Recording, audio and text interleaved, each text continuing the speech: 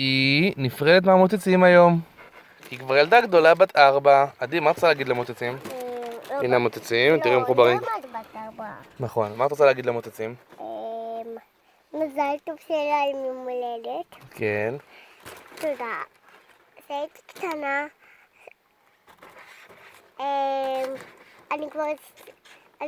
כשהייתי קטנה, אני צריכה. ביי ביי, אני נפרדת ממכם. יופי, כל הכבוד. זהו. יאללה, דידי, שחררי את המוצץ הראשון. ביי!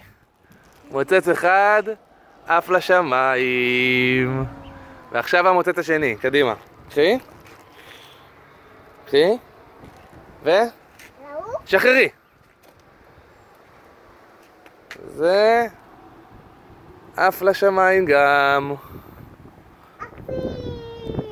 ביי ביי מוצצים! ביי ביי!